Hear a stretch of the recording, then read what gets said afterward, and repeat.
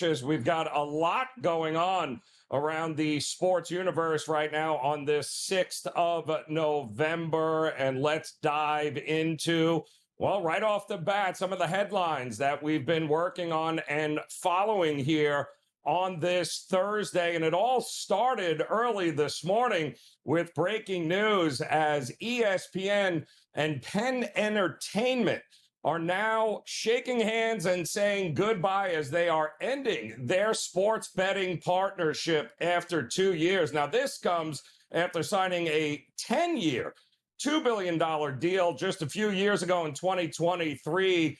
ESPN Bet, well, will no longer be come the end of this month. In fact, December 1st.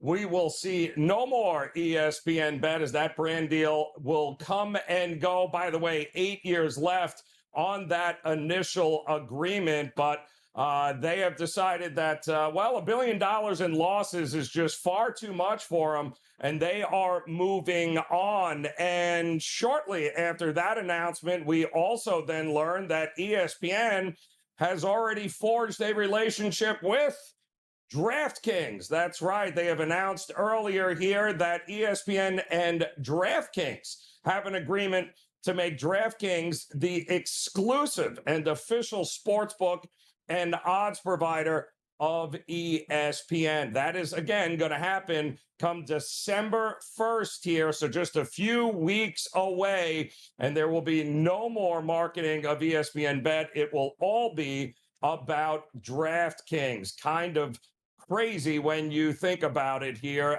Just what a difference a couple of years makes. 10-year, multi-billion-dollar deals that are no more. We also learned, as a side note, that it appears Penn and The Score have now created a partnership that will also take place come December 1st. In the meantime, we got a pretty interesting game coming up here tonight, Thursday Night Football, kicking off Week 10.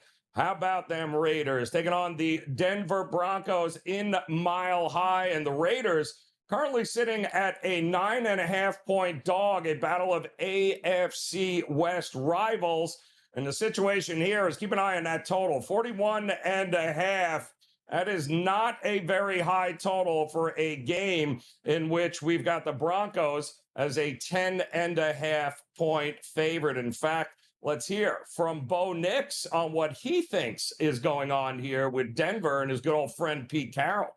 We've heard a lot about the win streak, but we're not even really, thinking about that because we have so many things that we want to correct, and we feel like we haven't even played a complete game offensively, much less, as a team. And so, I think once we start doing that, then we got to be careful about being too lax. But until then, guys we're all in a growth mindset, and we're worried about the things that we can fix, and because there's several of them from each position that we're trying to focus on.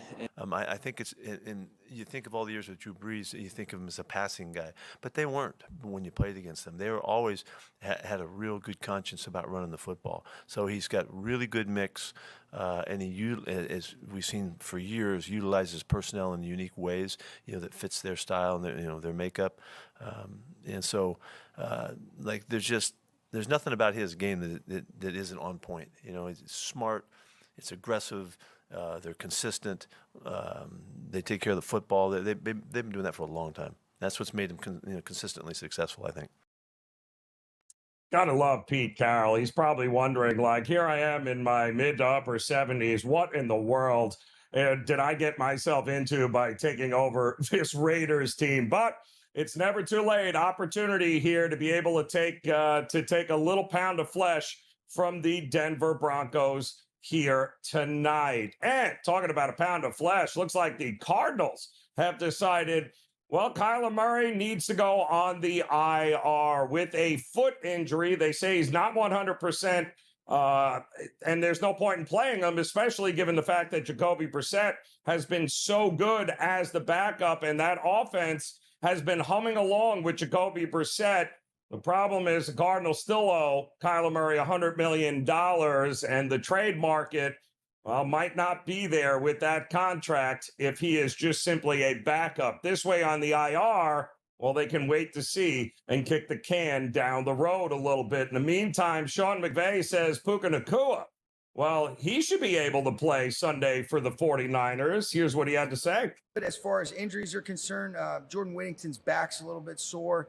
Kind of tightened up in the game the other day. We're going to be smart with him, so he'll be off today. But, I expect him to be able to make good progress. And, he's a tough dude, and kind of being smart with him. And then as far as Puka and Darius, they'll both be limited, but they are, looking good for the game. How did Puka's imaging come back? Good. Yeah, he was good. So the soft warrior. No, I'm just kidding. He's so dang tough, but he's good. It was good positive stuff on the scan, and he's as tough as it gets, and he's feeling good. So we're anticipating and excited about him being ready to roll. Big game coming up against the 49ers. Big NFC West battle for the Rams in that one. They need him healthy.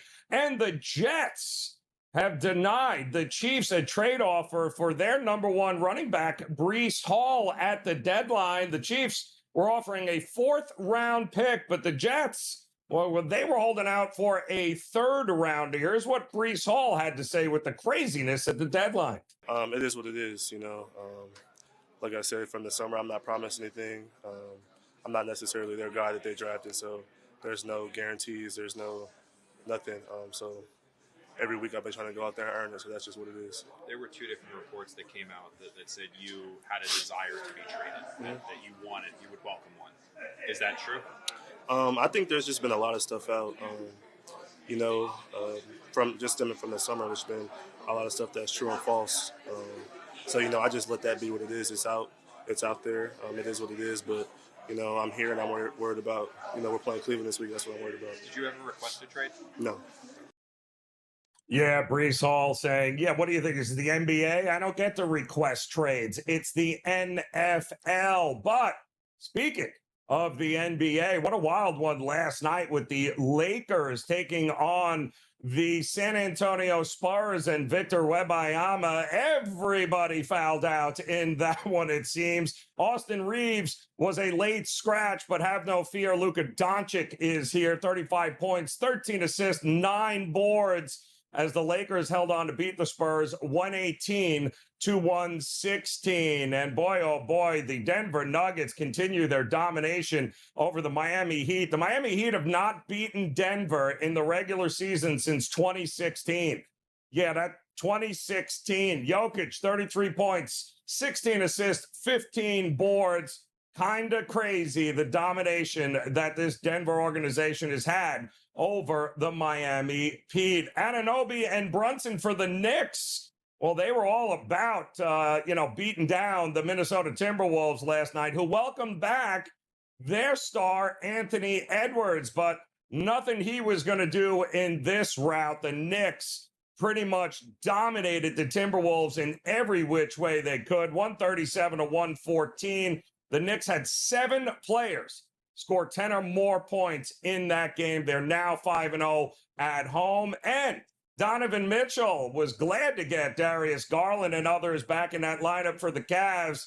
This is a little bit more like it offensively. Donovan Mitchell drops a season-high 46 points to lead the Cavs to a 132-121 victory over the very, shall we say, young and upstart 70s. Oh, that's right. Joel Embiid is still there, but he didn't play because it was the second night of a back-to-back. That was a good one there.